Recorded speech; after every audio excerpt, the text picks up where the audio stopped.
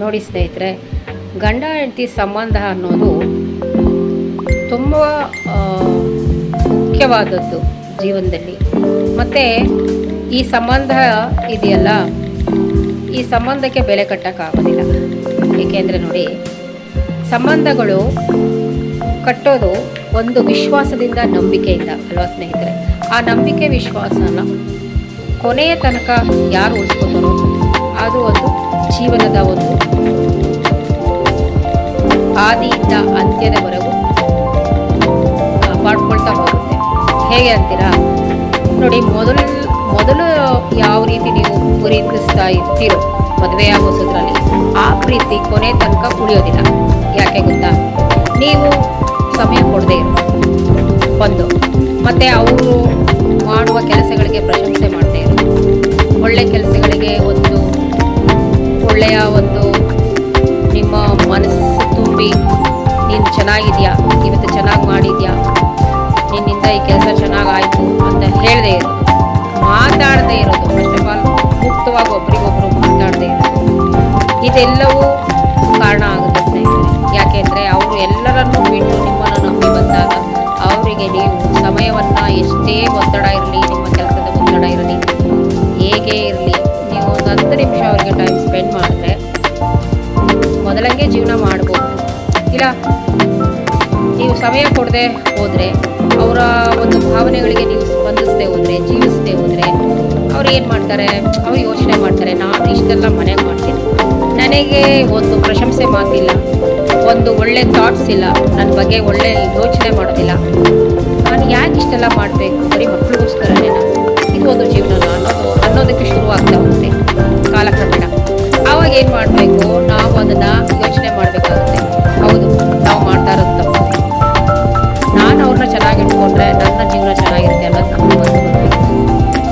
ಹೆಣ್ಣು ಮಕ್ಕಳು ನೋಡಿ ಹರಿಸಿ ಕಳಿಸ್ತಾರೆ ಸ್ನೇಹಿತರೆ. ನೀವು ಚೆನ್ನಾಗಿ ನೋಡಿಕೊಂಡಾಗ ಖಂಡಿತ ಹರಿಸ್ತಾರೆ ಅವರು.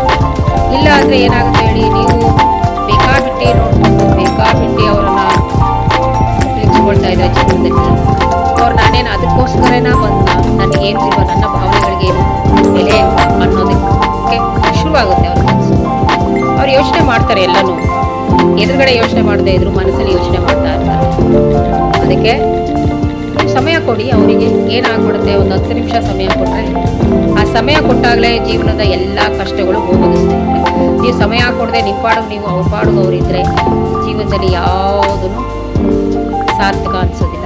ಯಾವುದೂ ಕೆಲಸಗಳನ್ನ ಸರಾಗವಾಗಿ ಮಾಡೋಕ್ಕಾಗಲ್ಲ. ಯಾಕೆಂದರೆ ನೀವು ಏನಾದರೂ ಒಂದು ಹೇಳಿದಾದರೆ ಅವ್ರಿಗೆ ಅರ್ಥ ಆಗುತ್ತೆ, ಅವ್ರು ಏನಾದರೂ ಹೇಳಿದ್ದು ನಿಮ್ಗೆ ಅರ್ಥ ಆಗುತ್ತೆ. ನಿಮ್ಮಿಬ್ಬರಲ್ಲೂ ಮಾತೇ ಇಲ್ಲ, ಮೌನ ಆದಾಗ ಜೀವನ ನಡೆಸೋದು ಕಷ್ಟ ಆಗುತ್ತೆ.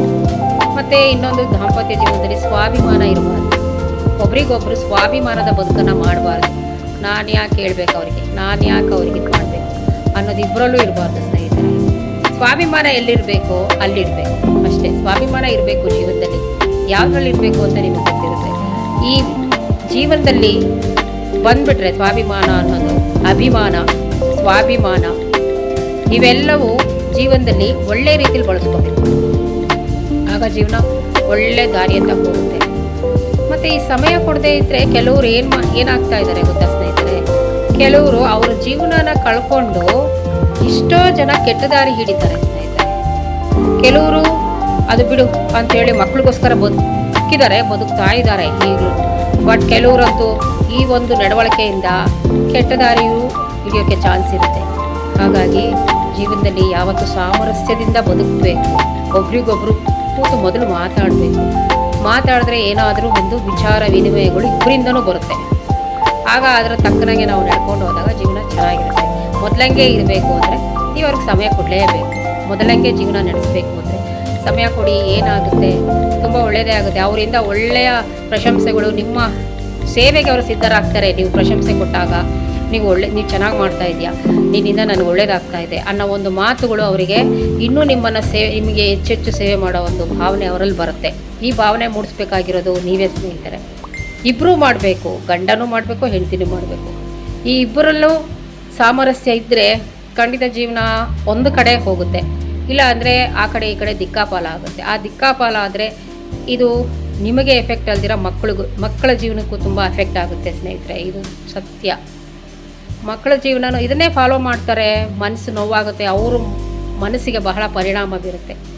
ಗಂಡ ಹೆಂಡತಿ ಮನೆಯಲ್ಲಿ ಸಂತೋಷವಾಗಿಲ್ಲ, ಜಗಳ ಕದನ ಈ ರೀತಿ ನೋಡ್ತಾ ಇದ್ದರೆ ಮಕ್ಕಳ ಮನಸ್ಸು ಚಂಚಲ ಮೊದಲೇ, ಅವರು ಜೀವನದಲ್ಲಿ ಎಲ್ಲ ಆಸೆಗಳನ್ನು ಕಳ್ಕೊಂಡ್ಬಿಡ್ತಾರೆ.